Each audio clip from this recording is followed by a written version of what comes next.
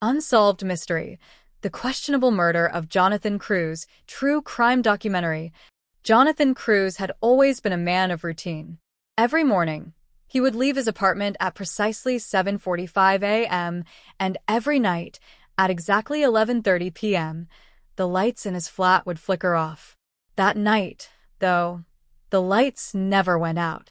It was a stormy evening, the kind of night when the rain slashes against windows and the wind howls through the streets.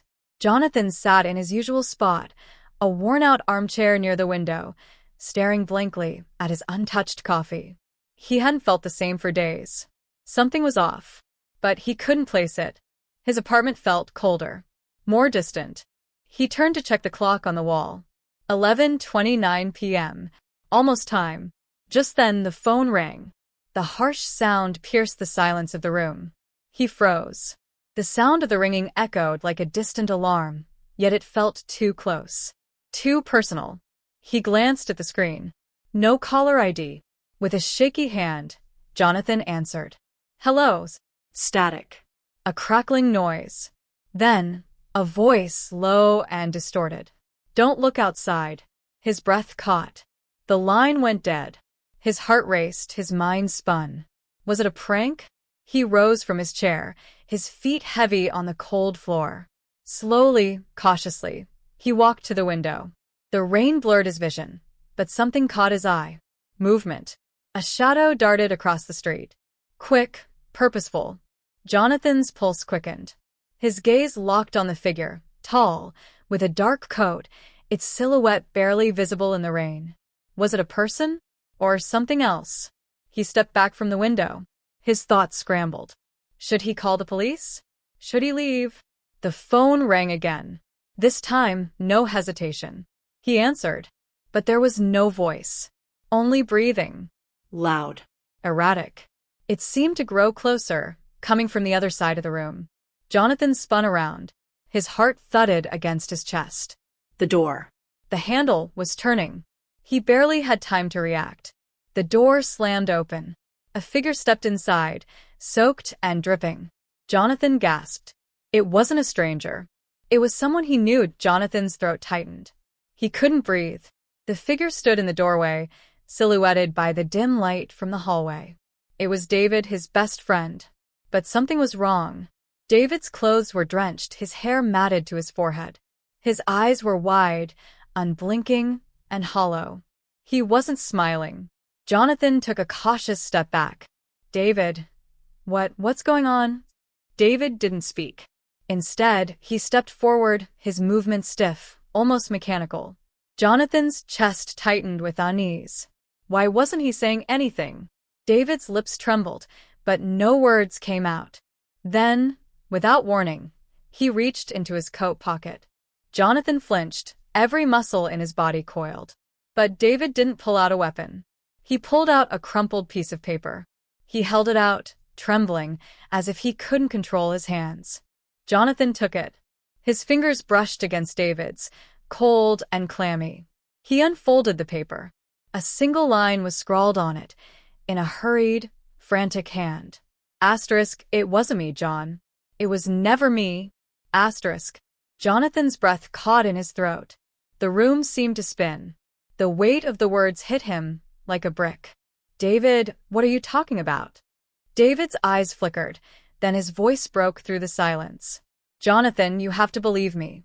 I didn't kill him. Jonathan's mind raced. Kill who? He couldn't think straight. He could barely comprehend the words coming out of David's mouth. What was he saying? Who was David talking about? Jonathan felt his stomach churn. Then the sound came. A faint thud. It echoed through the apartment. His heart skipped. Someone was upstairs. Someone was moving around. David's face went pale. Jonathan's body tensed. The door. It hadn't been locked. Someone had gotten inside. David's voice was barely a whisper. They're here. Jonathan's blood ran cold. He turned, his legs heavy as lead, and moved toward the staircase that led to the floor above. A slow, deliberate step. The house seemed to hold its breath. Another thud, louder this time, closer. Jonathan's feet moved faster now, almost instinctively. He reached the stairs, his hand gripping the railing as his pulse surged. David was behind him, still silent, still staring with those wide, haunted eyes. Jonathan reached the top.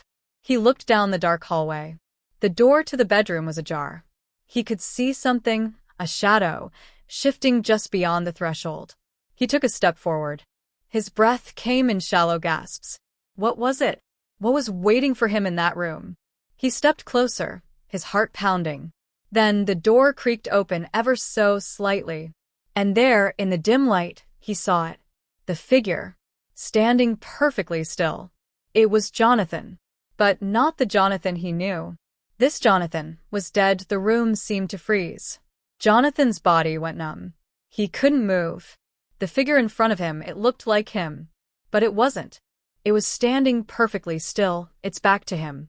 The air grew thick, as if the very walls were suffocating him.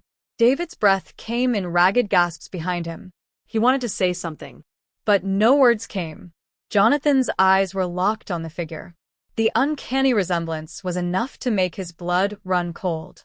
Was it a reflection? No. There was no mirror.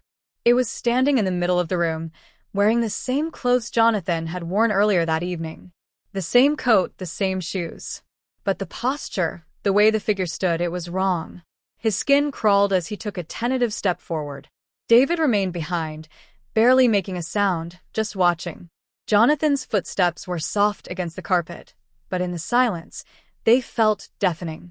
As he reached the threshold of the room, the figure turned, slowly, deliberately. Jonathan's breath caught in his throat. It was him.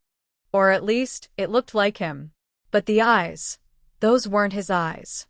The figure's eyes were hollow, dark, voids that seemed to suck in all the light in the room. The face, it was still familiar, yet it felt twisted. A strange, unsettling smile curled on the figure's lips. Jonathan's pulse hammered in his chest. He took a step back, unable to tear his gaze away. Who are you? His voice came out shaky, barely a whisper. The figure didn't speak. But Jonathan could hear something. A low, distorted sound that echoed from deep within him. It wasn't a voice. It was a scream. A scream that was his, but not his. It felt as though the figure's very presence was suffocating him, like it was stealing his air, his breath. The walls around him seemed to pulse. The room was closing in. Suddenly, a sharp, almost deafening knock came from the door behind him. Jonathan spun around. David had disappeared. There was no sign of him. No trace. The room was empty again. Just Jonathan. And the figure. The figure who had been standing still now stepped forward. Slowly, deliberately. It was almost like it was circling him. Jonathan's throat tightened, panic clawing at him. His mind raced. Who was this? Why did it look like him? It was as if something from within was pulling him toward the figure. He didn't want to go, but his feet moved of their own accord. His mind screamed at him to stop. But the figure, it wasn't stopping. It was coming closer. Closer. Closer. And then, the lights flickered once. Twice. Before everything went black. The last thing Jonathan heard was his own scream, echoing into the void. And then silence. The silence was suffocating. Jonathan's body felt heavy, like it was sinking into the floor. He couldn't move. He couldn't breathe. Everything around him was a void. Darkness. For a long moment there was nothing. No sound. No feeling. But then, a distant echo. A whisper. Barely audible, yet unmistakable. Jonathan. His name, spoken in a voice that wasn't his. His body twitched involuntarily. A cold shiver ran down his spine. He tried to open his eyes, but they felt glued shut. The darkness pressed in, thick and oppressive. Jonathan. The whisper came again, this time closer. Was it coming from inside his head? No. It was coming from somewhere else. The air around him felt charged, vibrating with an unnatural energy. Suddenly, a sharp pain shot through his chest. He gasped, as if he'd been jolted awake. His eyes snapped open. The room was still dark. But now he could see something, barely in the shadows. A figure. Tall. Lean. But this time, it was different. This figure wasn't standing still. It was moving, shifting, crawling towards him. Slowly. Deliberately. Jonathan's heart raced. The air seemed to thin. He tried to scream, but no sound came out. The figure was almost upon him now. He could feel its presence, like cold fingers brushing against his skin. Then the voice again. Closer. Do you remember what happened, Jonathan? The words were clear now, almost too clear. He shook his head, his mind spinning. What did it mean? What was happening to him? The figure moved closer. He could almost make out its face now, but it was twisted. Not his face. It was a mask of something familiar but wrong. His body trembled as he tried to move, but his limbs were frozen. Paralyzed. The figure was standing over him now. He could feel its breath, cold, like ice, on his face. And then, just as quickly as it appeared, the figure vanished. The room returned to its oppressive darkness. For a moment, Jonathan felt his body return to life. His limbs were no longer frozen.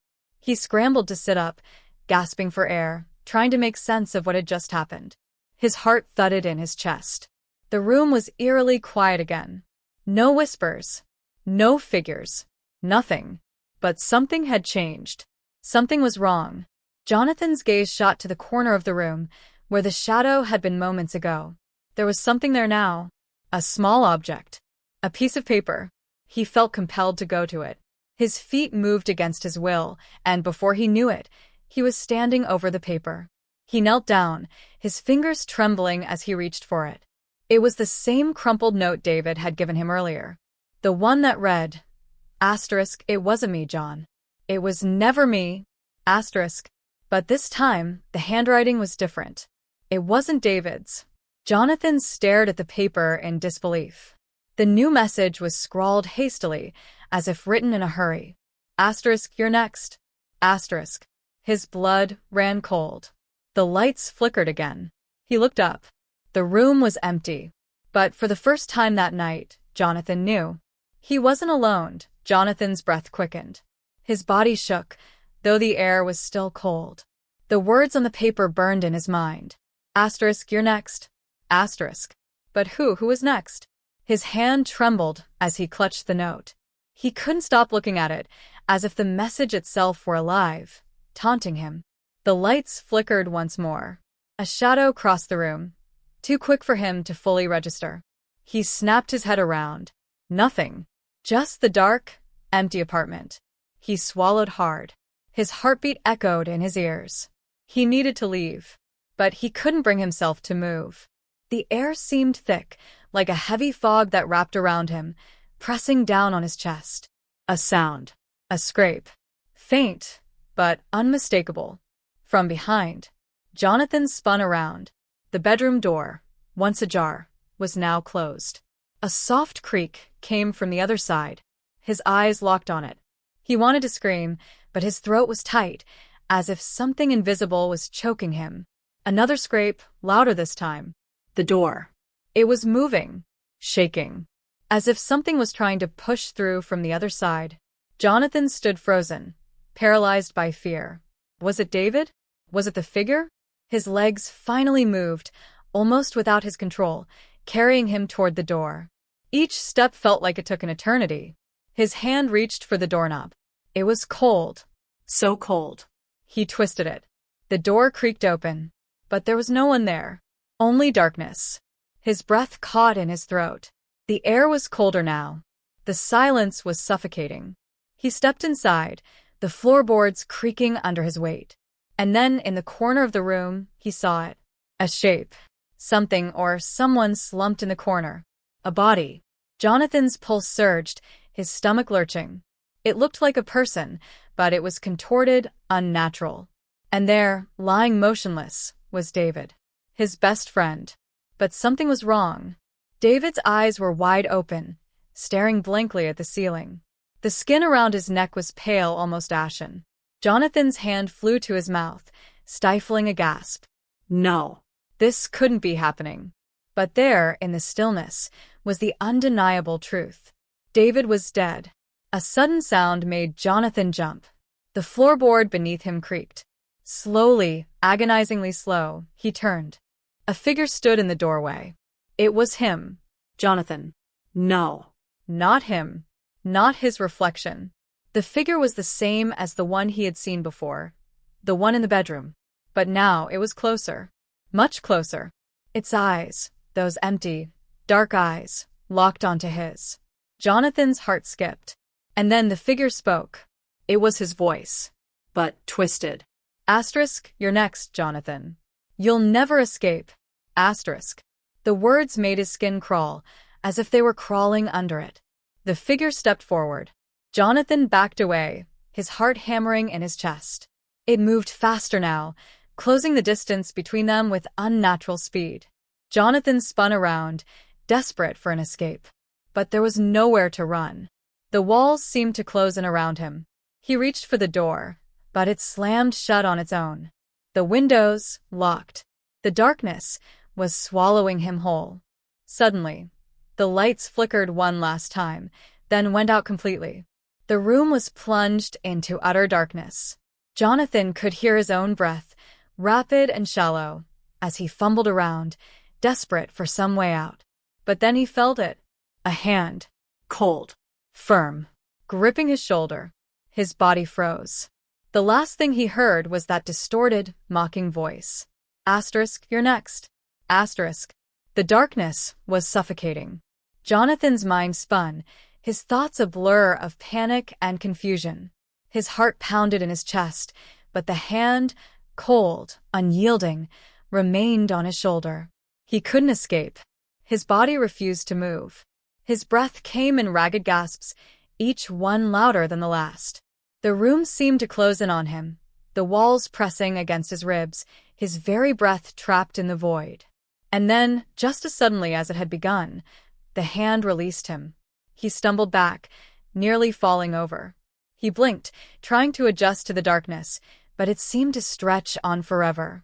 No light, no sound, just the overwhelming pressure of being utterly alone, yet not alone.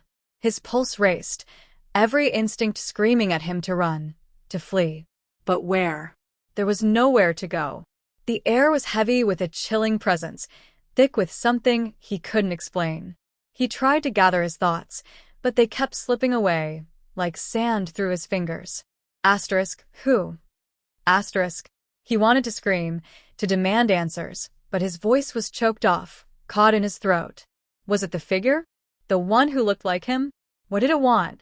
And then a noise. Faint at first, but unmistakable.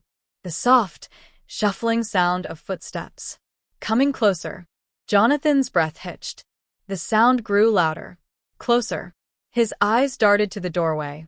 There, in the pitch black, something moved. A silhouette. Tall. Thin. A shadow creeping from the corner of the room. Jonathan's heart nearly stopped. He took a step back, but the figure was already there. The coldness radiating from it was suffocating, overwhelming. A whisper, just a breath, brushed past his ear. Asterisk, you shouldn't have come back, Jonathan. Asterisk. The voice was familiar. It was his own voice. But twisted, distorted, unrecognizable. He gasped, his mind reeling, trying to process the horror in front of him. The figure reached out, its fingers long, thin, and ghostly pale, almost translucent. It touched his cheek. The contact was ice-cold, like death itself. Jonathan's body stiffened. He tried to pull away, but the figure's grip tightened, its touch like a vice. You're trapped, it whispered, its breath chilling his skin. The words sent a wave of terror crashing over him. Asterisk, this is your fate now. Asterisk. Jonathan fought, desperately trying to break free, but his limbs were heavy, like they were made of stone. His vision blurred. His breath came in shallow gasps, the air thick with dread. The figure stepped closer, so close now that Jonathan could feel its presence like a shadow draped over him. Asterisk, you can't escape the truth. Asterisk. Jonathan tried to speak, tried to scream, but his voice was lost, swallowed by the suffocating darkness. The room felt like it was closing in on him, the walls pressing tighter and tighter. His body was no longer his own. It was as if the very essence of him was being drained away, sucked into the void that surrounded him. Asterisk, you're already dead, Jonathan. Asterisk. The words echoed in his mind, reverberating off the walls, until they became a deafening roar. He couldn't think. He couldn't breathe. And then, just as he thought he might lose himself entirely, the light, a flicker, and then another. The darkness seemed to retreat. A shape emerged from the shadows. A figure. Familiar. David. His friend. But no. It wasn't him.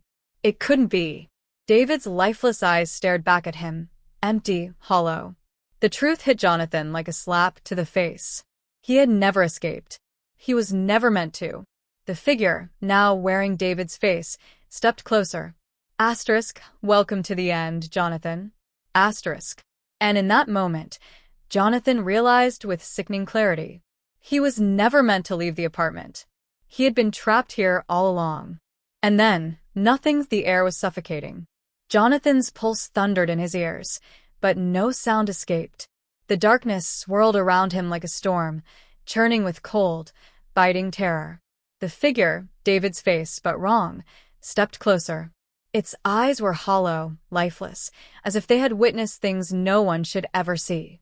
The room felt smaller, more oppressive, as if the walls themselves were closing in on him. Asterisk, you were never meant to leave. Asterisk. The words seeped into Jonathan's mind like poison. His stomach turned. The breath in his chest constricted, and for the first time, he felt truly trapped. But how? Hadn't he escaped? Hadn't he run from the figure before? Hadn't he tried to leave? His mind raced, but every answer felt out of reach. Asterisk, this is your fate, Jonathan. Asterisk. The words hung in the air, cold and final. The figure, or whatever it was that wore David's face, reached out, its fingers long and pale, like twisted branches. Jonathan couldn't move. He was rooted to the spot, his legs locked in place by some unseen force. The figure's hand brushed his cheek again, cold as death itself. Asterisk, you died that night, Jonathan. You just didn't know it. Asterisk. Jonathan's breath hitched. His throat constricted. What was it saying? Died? What night? The fog in his mind thickened, blurring the edges of reality. Then, a sudden flash. A memory. A face.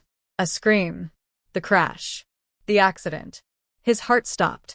The truth was there, floating just beneath the surface, just out of reach.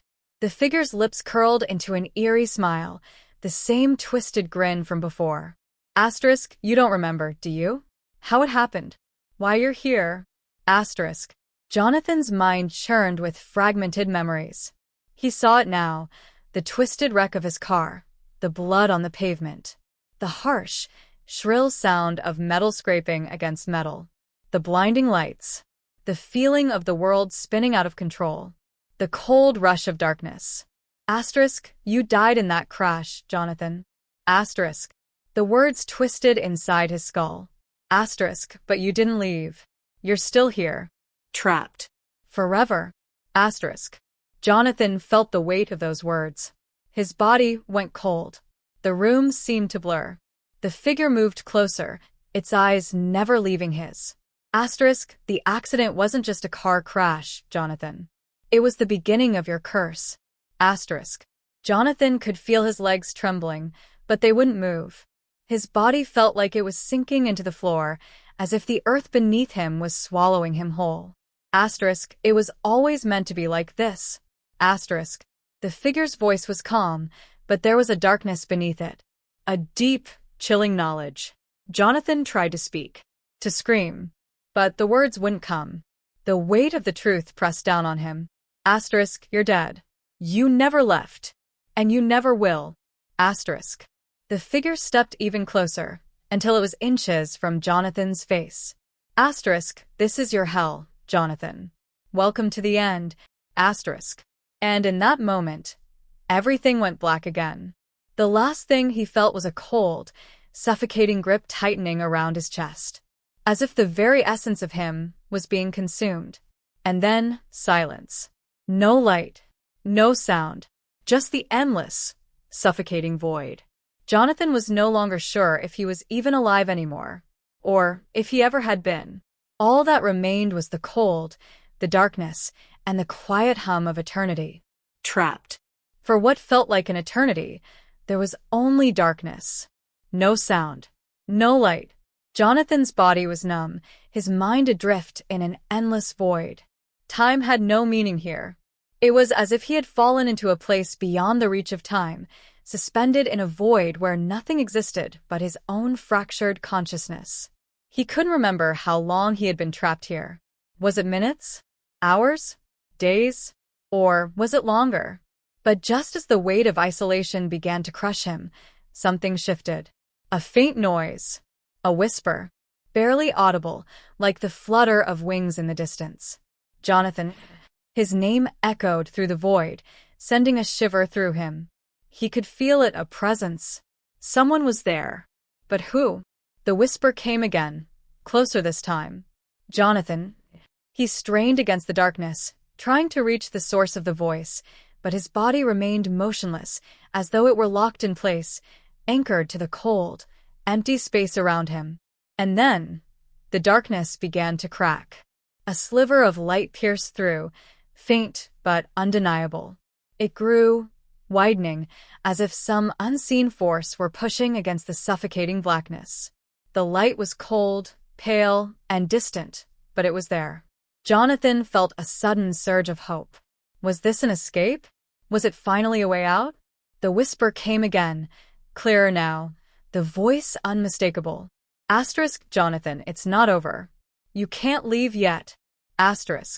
It was David's voice, but twisted. No longer the friend he once knew, but something darker, something that spoke with a knowing malice.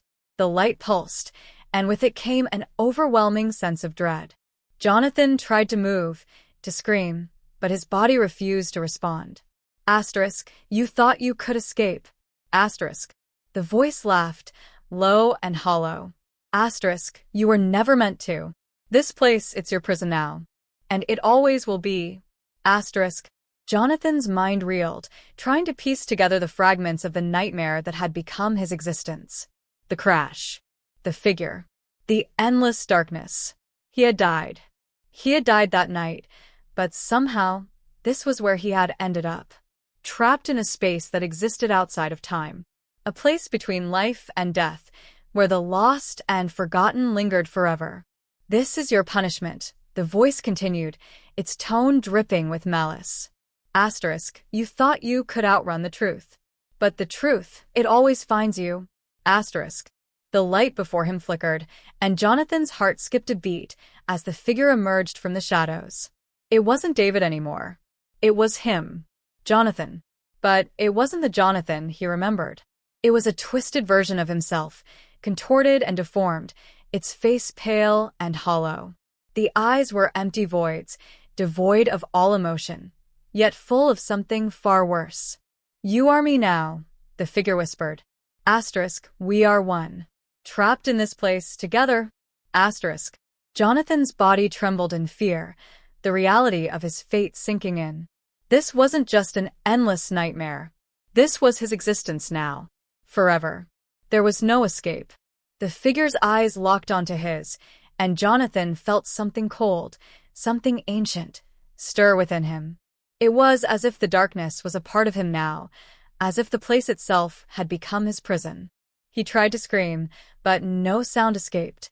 The figure stepped forward, its hand reaching out. Jonathan felt its icy touch on his cheek. You'll never leave, the figure whispered. This is where you belong.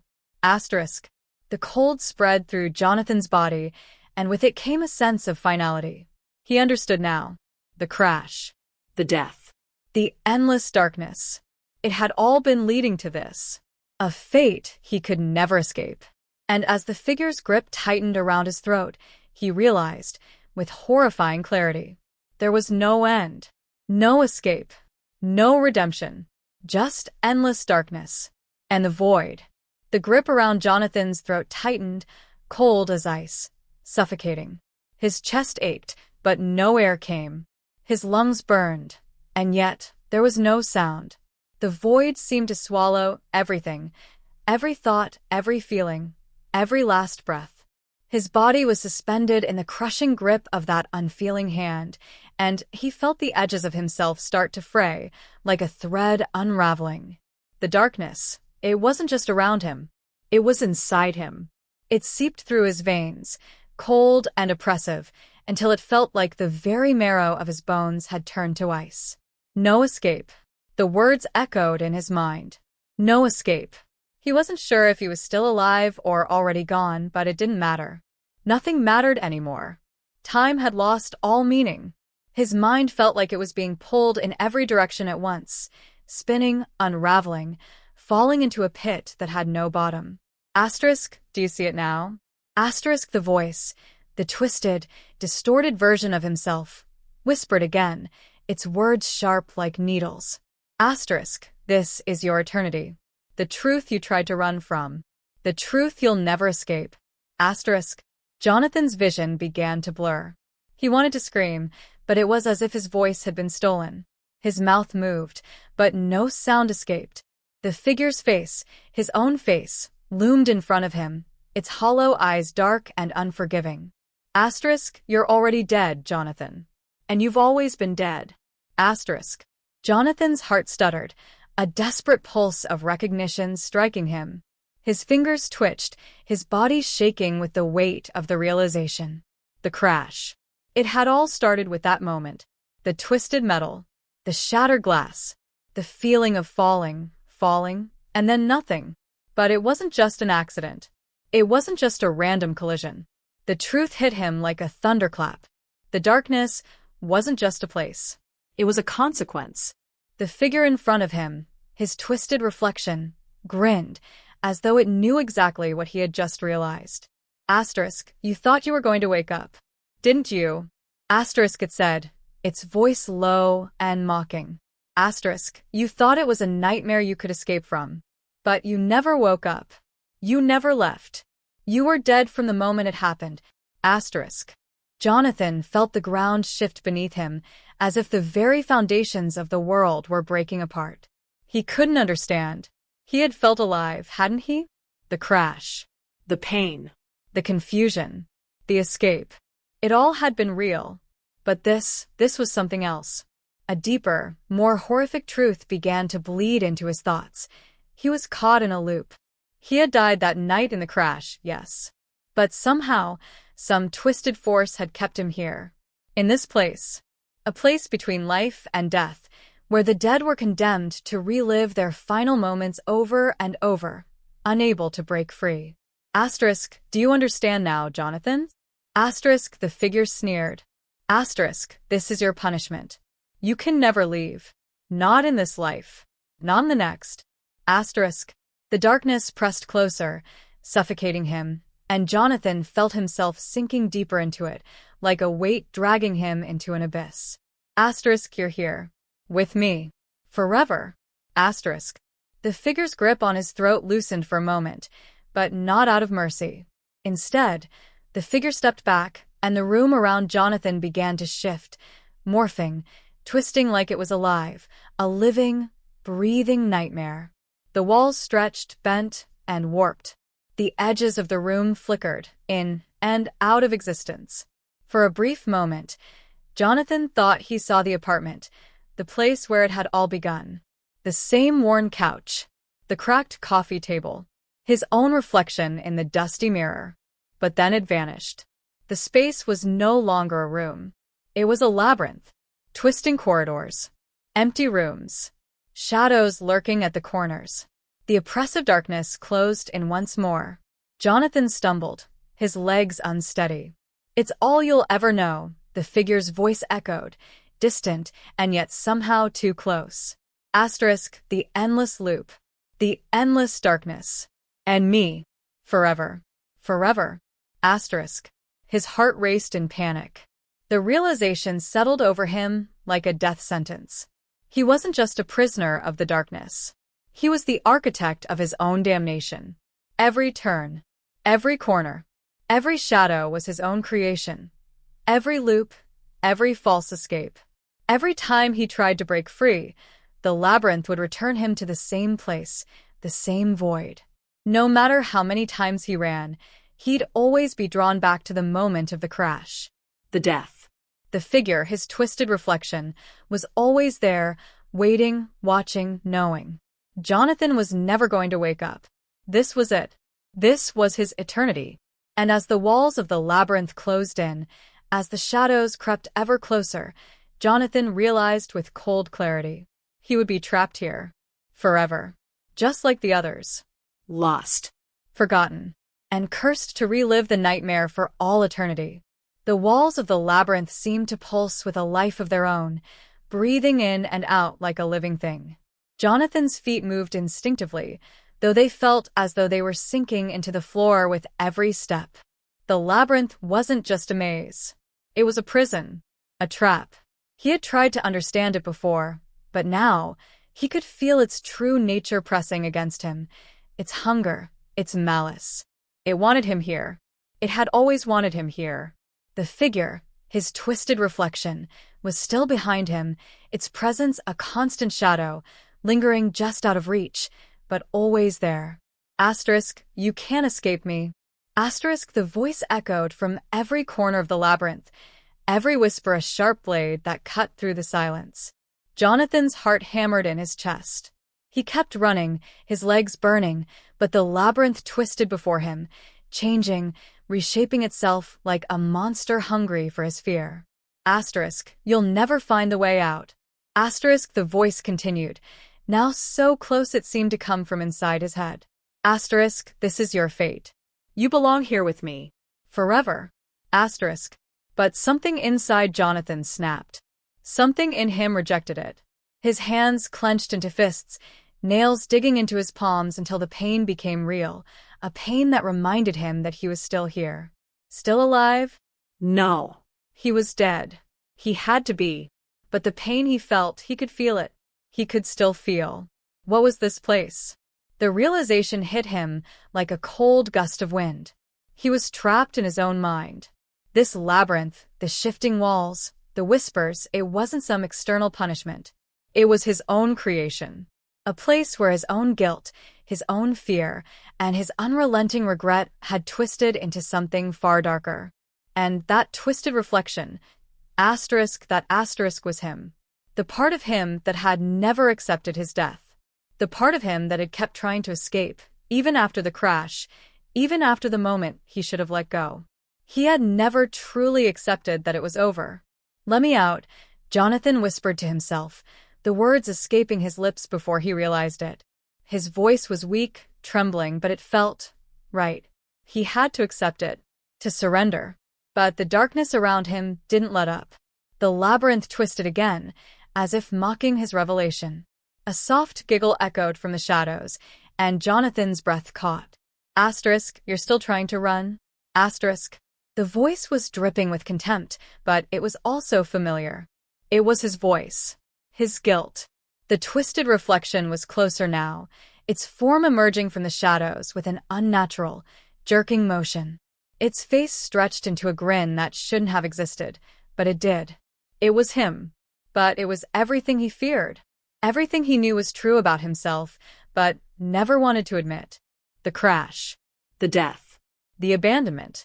The endless, unforgivable mistake. Asterisk, you still think you can escape me? Asterisk, the figure's voice was a distorted echo of his own. Asterisk, you never will. Because I am you. And you are me. There is no running from yourself. Asterisk. Jonathan staggered back, the full weight of those words crashing over him like a tidal wave. His legs buckled beneath him, and he sank to his knees, the weight of guilt, of truth, crushing him. He had been running from himself, from the truth. And now, the labyrinth was closing in tighter than ever, every inch of it a reflection of his internal prison. But it was too late to run now. He had to face it. Asterisk, you were never meant to escape, Jonathan. You were meant to stay. To live in this moment, over and over. Asterisk, the figure's voice was calm, now almost soothing. But Jonathan knew it was a lie. A lie meant to keep him trapped. He couldn't hide anymore. The crash had been the end of his life, but it hadn't been the end of his suffering. Not until now. With trembling hands, Jonathan reached out, his fingers brushing the cold stone of the labyrinth's walls. And something shifted. For the first time, the walls of the maze stopped moving. The twisting corridors froze. The whispers faded. And Jonathan stood alone in a vast, empty space. The twisted reflection, his own reflection, was gone. The labyrinth had disappeared. But in its place was something far more terrifying. Nothing. A vast, endless nothingness. It stretched in every direction, an infinite void with no beginning and no end. And there, in the middle of that emptiness, stood a single figure. A man. No. Jonathan Starr. But it wasn't the broken, tortured version of himself. It was the man he had been. Before the crash. Before the darkness. He stared at himself, his real self, and the world around him seemed to fade away. The labyrinth. The fear. The reflection. It was gone. It's time, Jonathan. The voice was calm now. Peaceful. He knew it. He knew what it meant. And for the first time, he felt a strange kind of peace. Because maybe, just maybe, he could finally let go. Let the darkness fade. And let himself rest. The void was silent. And Jonathan let himself fall into it. And this time, there was no return. The silence stretched on, infinite and all-encompassing. For the first time since the crash, Jonathan felt a strange, heavy calm. No shadows. No whispers. No labyrinth of twisting corridors that seemed to chase him in endless circles. Just nothing. But in that nothing, there was a presence, calm, unyielding, and patient. It was as if the void itself had been waiting for him, watching him, holding its breath, just as he had been waiting for it. The figure of his past self stood before him, silent, unmoving, yet full of understanding. No fear, no regret, just acceptance. Jonathan's mind, heavy with years of guilt, began to quiet. For so long he had fought against the truth, fought against the death, fought against the idea that he could ever leave this place. But now, here, there was nothing left to fight. His chest rose and fell slowly, each breath a strange relief. The suffocating weight of the maze, the claustrophobia of endless walls and shadowed corridors, had lifted. He was no longer running. There was no need to. Are you ready? The figure of his past self asked softly, its voice no longer a taunt, but a question. Jonathan swallowed hard. He looked down at his hands, his fingers, and they no longer seemed to be his. They were fading, becoming a part of the nothingness surrounding him. Was this it? He felt no fear. Not anymore. Instead, there was a quiet acceptance, a surrender to what had always been inevitable. The life he had known, the life he had fought to hold on to, was gone. And what remained was not something to fear, but something to let go of. He could feel the weight of the guilt that had burdened him for so long, the guilt of the crash, the guilt of his failure, begin to lift. Slowly, painfully, but steadily, like a long-forgotten wound healing over. Jonathan's mind wandered back to the crash. To the moment it happened, the twisted wreck of the car, the screech of tires, the metallic groan of bent metal, the endless spinning, the blackness that had followed. He had died that night. The accident had been the end of his physical life, but not the end of his suffering. The suffering had taken him to this place, a place he couldn't escape, a place where his own thoughts, his own memories, had trapped him in an unending cycle. And yet now, here in the emptiness, he didn't feel trapped anymore. Let go, Jonathan, the figure of his past self whispered. This was always part of it. You can let go now. Jonathan's chest tightened for just a moment, but it wasn't panic. It was something deeper, something like grief, but without the sharp edges. His past self extended a hand toward him, and Jonathan's gaze met the figure's eyes. They were his eyes, but softer, clearer. He knew what he had to do. He was ready. The nothingness around him was no longer cold. It was warm, welcoming. A deep sigh escaped his lips, a sigh of release. And, in that release, something shifted. The emptiness seemed to pull him in, not violently, but gently, like a current drawing him into a vast, calm sea. His body felt weightless. The pain, the fear, the guilt, it all slipped away. For the first time in what felt like forever, Jonathan felt truly free. The figure, his past self, faded slowly into the distance, becoming one with the nothing. And Jonathan followed. There was no longer any distinction between him and the void. No difference between the man he had been, the man he was now, and the nothingness that surrounded him. He was one with it, at last. It was over. No labyrinth. No reflections. No whispers. Just the quiet, endless peace of surrender. Jonathan had let go. And in letting go, he had found what he had been seeking all along. Peace. Eternity. And somewhere, far beyond the reach of pain and fear, there was a soft, eternal light that beckoned. Forever, the light grew, softly at first, like a distant star piercing through the endless expanse of the void. At first, Jonathan wasn't sure if he was moving toward it or if the light was moving toward him. But it didn't matter. The sensation of being drawn to it felt like something natural, as if his very essence was aligned with it, as if the light was an extension of himself. It was gentle, soothing, and warm, a contrast to the cold, oppressive darkness that had once consumed him. There was no fear now, no confusion, no need for answers. He felt his form shift. The weight of his earthly existence, his physical body, began to fade.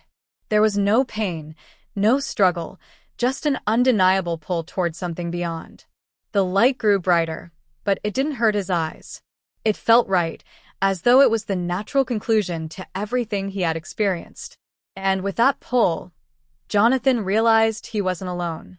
There were others beyond the edge of his perception. Figures in the distance, soft and indistinct, but familiar in a way he couldn't explain.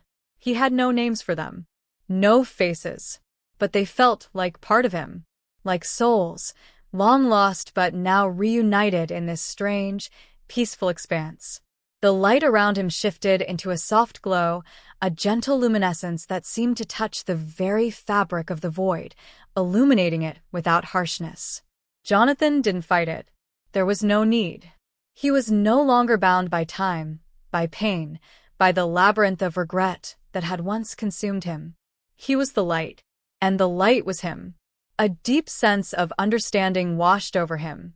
It was as though all the fragments of his existence had finally come together in a single, pure realization. He wasn't trapped anymore. He had never truly been trapped, not in the way he had believed. The darkness, the labyrinth, the reflection, all of it had been a part of his journey, a necessary experience to bring him to this point, to this place. Jonathan's mind didn't hold the same need for understanding it once did. He no longer needed to fight the truth or grasp for an explanation. In this moment, there was only peace. The light seemed to welcome him, as though he were being embraced by the very essence of the universe itself. No fear, no judgment, only acceptance. In the distance, he could hear the faintest sound, a melody, almost like a song carried on the wind. It was not a song he recognized, but it resonated with a deep familiarity. A harmony, a calm, home. And then, without even realizing it, Jonathan began to dissolve into the light, becoming one with it, his essence blending effortlessly with the gentle, eternal glow. His thoughts softened, his identity blurred, and for the first time, he felt complete. The pain, the guilt, the anguish, all of it was gone. And in its place was a warmth, a peace, a knowing. He had found his way home. The light wrapped around him like a cocoon, and he felt himself slip away from the broken fragments of his past, the memories of the crash, the shadows of the labyrinth, the twisted figure that had once haunted him. They no longer mattered. They were a distant echo. He had transcended them. As Jonathan surrendered fully to the light, there was no final thought, no last lingering question. There was only a sense of being, of existing in pure, unbroken unity. And as he merged completely with the light, he became one with everything, the universe, the stars, the endless eternity. a peace unlike any he had known before. And finally, after all the pain, all the struggle, and all the years lost in darkness, Jonathan was free, but as the light enveloped him, something shifted. It was subtle at first, like a flicker, a brief hesitation in the smooth flow of his existence. The peace was still there, but now it felt fragile. The void, the light, the eternal calm, it all seemed to stretch before him, endless and vast, yet now there was a strange pull, a tug in the deepest part of his being. Had he truly transcended? Jonathan's mind, now an infinite echo, stirred. A single question emerged, sharp and cutting. Is this all there is? He tried to dismiss it, to let go of it. After all, he was free now. No labyrinth, no pain, no fear, just unity with the light. And yet, the tug grew stronger. It wasn't a voice, not in the traditional sense, but something deep within him, a sense of something unfinished, unresolved. A question that had no answer, but still, it pulled at him. And with that pull, Jonathan found himself wondering, was this truly the end? Was this place the ultimate peace? He had accepted the light, the eternal embrace. He had let go of everything. Yet somehow, his soul still felt restless, like a thread still tethered to something left behind. The tug became stronger. Suddenly, the light flickered. It wasn't harsh, but there was a shift, a small fracture in the serene calm. Jonathan's awareness expanded, and in the distance, he thought he saw something, a shadow moving within the light, as though it were trying to escape it. It was him, or rather, a version of him. Was this possible? The other Jonathan, the version of himself that had once been consumed by darkness and guilt, lingered on the edges of his consciousness. He saw the shadow twisting, struggling against the light, asterisk fighting asterisk against it. The reflection of himself, distorted and writhing, as though it refused to let go of the past. Jonathan tried to move toward it, but his body, if it could even be called a body anymore, was not his own. He was pure consciousness now, pure thought, pure existence, yet he was drawn to this shadow. What was it? Was this the part of him that could never accept peace? The light, once warm and comforting, now seemed colder, distant, as if it too were waiting, watching. And then it hit him. The labyrinth hadn't been just a prison, it had been a reflection. Not of his guilt or his mistakes, but of his struggle to reconcile with himself.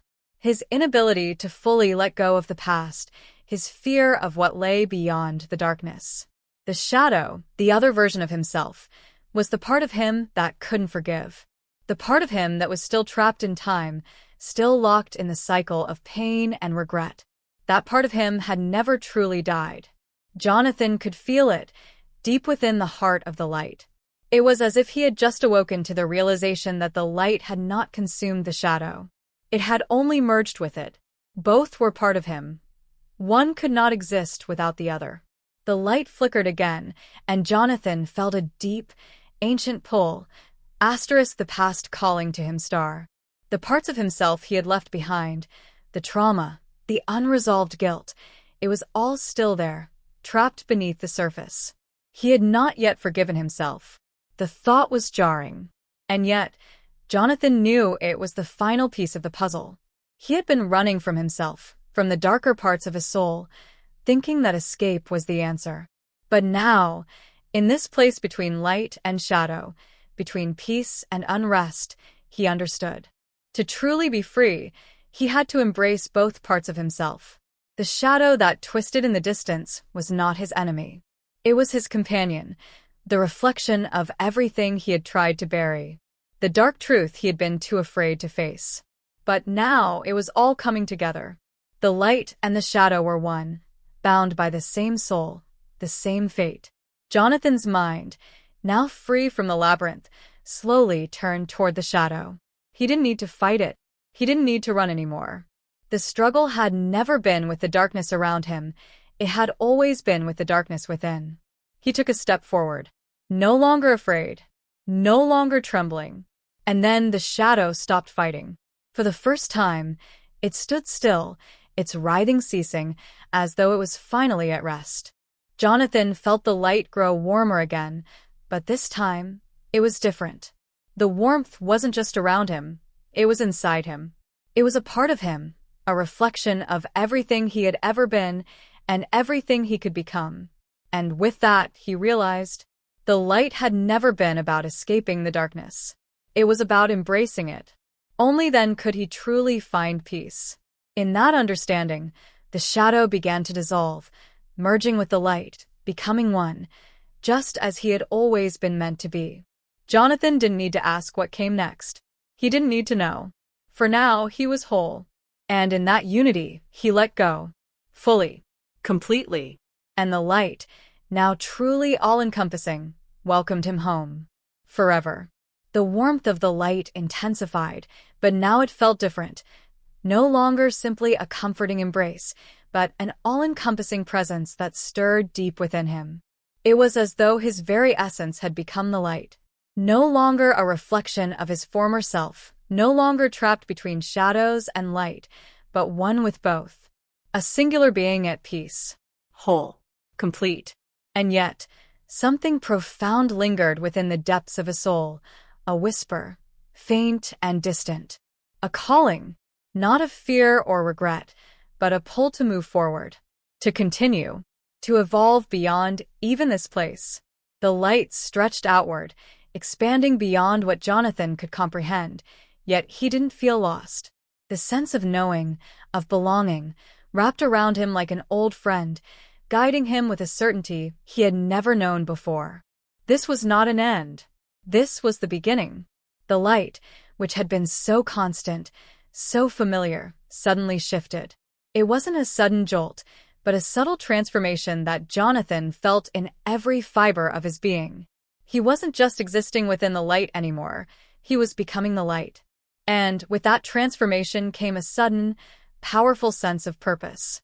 He wasn't merely a soul passing into eternity. He was a part of something greater, something infinite, reaching out to unknown horizons. The whisper inside him grew clearer. Asterisk, you are part of the eternal cycle. The light does not end. It is always in motion, always evolving. Asterisk. Jonathan felt the truth of those words settle into him. He was part of the eternal flow. The light wasn't static. It was an ongoing process, a journey of transformation that transcended time, space, and form. The universe was unfolding in a way he had never understood, always shifting, always growing. And now he was part of that movement. His essence was not bound to this moment, no longer tethered to the past, no longer trapped in a cycle of endless regret. He had moved beyond the point of needing forgiveness. He had forgiven himself. And now, there was a new horizon to explore. A new realm of possibilities stretching out before him. For the first time in what felt like forever, Jonathan felt a wave of anticipation. He wasn't sure where it would take him, but he felt ready. The vastness before him, the infinity of the light, didn't feel like a void anymore. It was full of potential. And in the distance he saw shapes, figures. Fleeting, almost like shadows, but not threatening. No longer just an echo of his past, the figures in the distance seemed to beckon him. They weren't speaking, but their presence radiated an understanding. They were waiting for him, not as a reminder of who he had been, but as companions on the journey he was about to begin. Jonathan knew that he would not be alone. He wasn't trapped in this place. He was part of it. Part of an eternal dance of light and shadow, creation and destruction, life and death. The cycles of the universe, of existence itself, were unfolding before him, and he was both a participant and an observer. The light enveloped him, guiding him toward these figures, their shapes becoming clearer with every step he took. And then, just as his essence drew close to them, the light shimmered again, this time revealing a doorway. A portal, vast and infinite, but welcoming. It wasn't a door in the traditional sense. It wasn't made of wood or stone. It was simply an opening in the fabric of the light, stretching into what Jonathan knew was a new beginning. This was the moment of choice. He could step through, or he could stay. But Jonathan no longer felt the need to stay. The peace he had found was not a peace of stasis, it was one of growth, of progress. And so, without hesitation, he took a step forward. He passed through the doorway. The sensation was not one of passage, but of transformation. He wasn't leaving behind anything. He wasn't escaping. He was ascending. In the blink of an eye, the light surged around him, and Jonathan's essence shifted. He felt as though his very core was being rewritten, like a river flowing into an uncharted sea, becoming a part of something much greater than himself. His existence, his identity, was now a current that would carry him forward through an endless expanse of possibility. And in the distance he could feel it a calling. A purpose, not yet fully realized, but there, waiting. Jonathan had become part of the eternal cycle, not as an individual, but as an expression of the greater whole. This was the truth. This was his true peace. He was not gone. He was not lost. He was simply a part of something more. And so, the light stretched on. And Jonathan, now part of it, moved forward into eternity. As Jonathan stepped through the portal, the familiar embrace of light engulfed him once more, but this time it was different. The energy, the very essence of it, felt alive, pulsing in rhythm with his own being. Every fiber of his soul vibrated with the hum of the universe, as if he were now intertwined with something far greater than himself. The light didn't feel like something to escape anymore. It was not an end, but the beginning of something new. And yet, as he drifted forward through the expanse, a strange sensation crept into his awareness. The peace he had found was no longer absolute. There was a whisper, soft and distant, as if something was calling out to him. Not from the past, not from the labyrinth of his former existence, but from somewhere beyond. Somewhere new. Jonathan hesitated. For the first time since his journey had begun, he paused, floating in the gentle current of this newfound eternity. The vastness around him was incomprehensible, stretching endlessly in all directions, but that whisper, the faint tug of something more, grew stronger. He could no longer feel the weight of his guilt.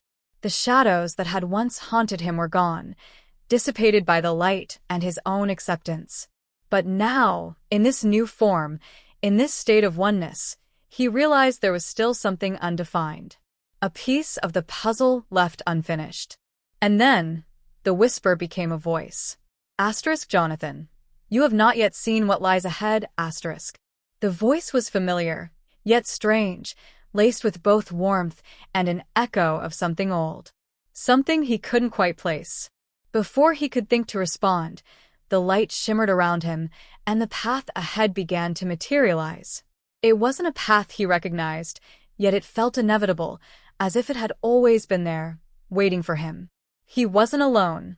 Figures, like faint shapes of light, began to appear in the distance.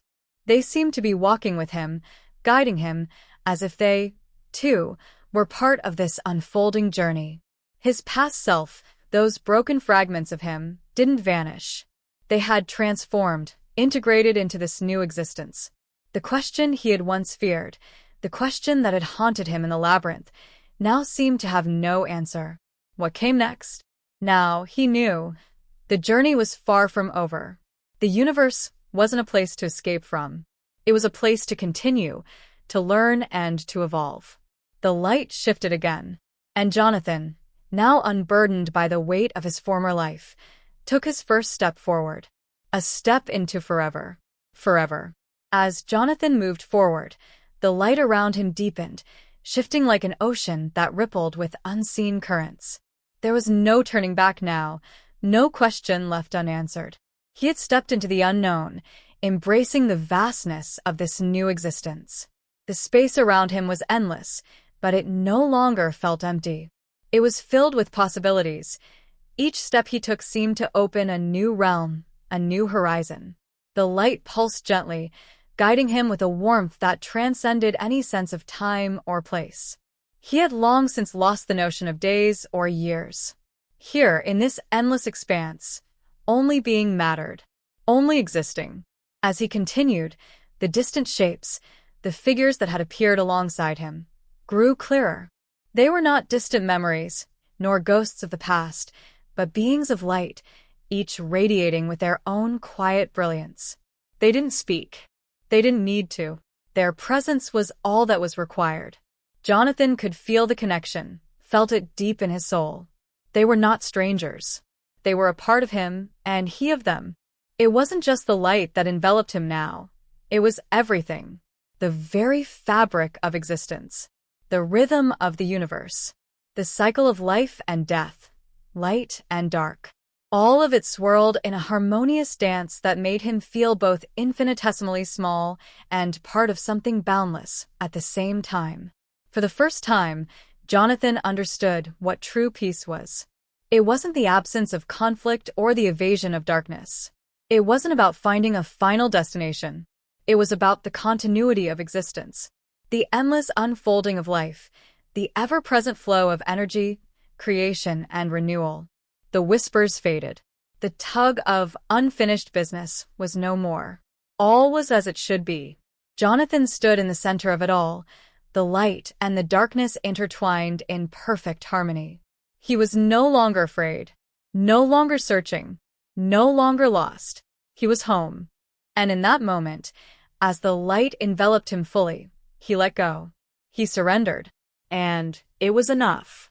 The universe continued to unfold, as it always would, and Jonathan, now a part of the eternal rhythm, became one with the infinite. And so, his journey, their journey, continued ever onward, into eternity.